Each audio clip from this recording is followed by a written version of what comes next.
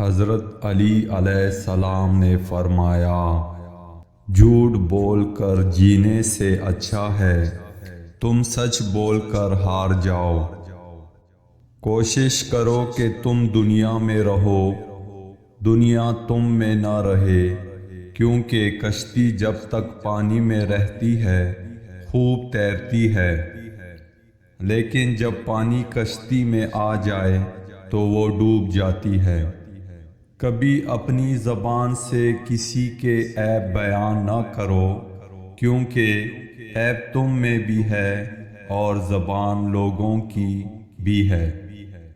کوئی تم سے بلائی کی امید رکھے تو اسے مایوس مت کرو، کیونکہ لوگوں کی ضروریات کا تم سے وابستہ ہونا تم پر اللہ کی عنایت ہے۔ جو ذرا سی بات پر دوست نہ رہے تو سمجھ لینا وہ کبھی دوست تھا ہی نہیں۔ صبر دل ہلانے والی مصیبتوں کو آسان بنا دیتا ہے۔ اخلاق ایک دکان ہے اور زبان اس کا تالا ہے، اور تالا کھلتا ہے تو معلوم ہوتا ہے کہ دکان سونے کی ہے یا کوئلے کی۔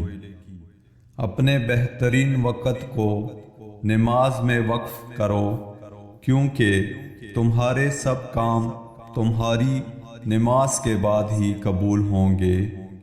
پریشانیاں حالات سے نہیں بلکہ خیالات سے پیدا ہوتی ہیں۔ صبر کی دو صورتیں ہیں، جو ناپسند ہو اسے برداشت کرنا، اور جو پسند ہو اس کا انتظار کرنا۔ توکل یہ ہے کہ آدمی اپنی قوت اور طاقت سے ہٹ کر تقدیر الہی پر راضی رہے۔ جو شخص موت کا منتظر ہے وہ تیزی سے نیکیوں کی طرف دوڑتا ہے۔ تم جو گالی دیتے ہو اس سے تمہاری قبر میں ایک بچھو بن جاتا ہے۔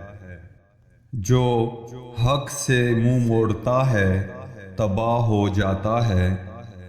مدد کرنا ایک بہت مہنگا تحفہ ہے، اس لیے سب سے اس کی امید نہیں رکھنی چاہیے، کیونکہ بہت کم لوگ دل کے امیر ہوتے ہیں۔ کائنات کی سب سے مہنگی چیز احساس ہے، جو دنیا کے ہر انسان کے پاس نہیں ہوتا۔ دل کو قابو میں رکھنا اور اختیار ہونے کے باوجود ناجائز خواہشات پر عمل نہ کرنا، یہی اصل مردانگی ہے۔ حضرت علی علیہ السلام سے کسی نے سوال کیا، یا علی، کسی انسان کی قیمت کا معیار کیا ہو سکتا ہے؟ تو حضرت علی علیہ السلام نے فرمایا، جتنا اس شخص میں احساس ذمہ داری ہوگا وہ اتنا ہی قیمتی ہوگا۔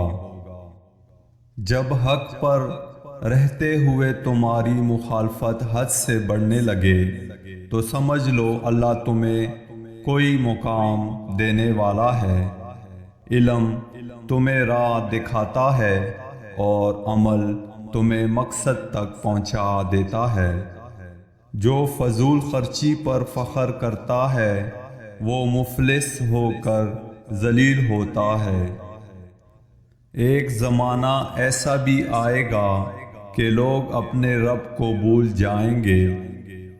لباس بہت قیمتی پہن کر بازار میں اکڑ اکڑ کر چلیں گے اور اس بات سے بے خبر ہوں گے کہ اسی بازار میں ان کا کفن بھی موجود ہے۔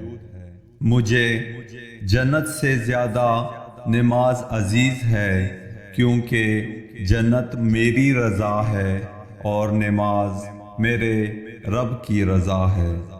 اگر کوئی تم سے جلتا ہے تو بجائے غصہ ہونے کے ان کی جلن کی قدر کرو، کیونکہ یہی وہ لوگ ہیں جو تمہیں خود سے بہتر سمجھتے ہیں۔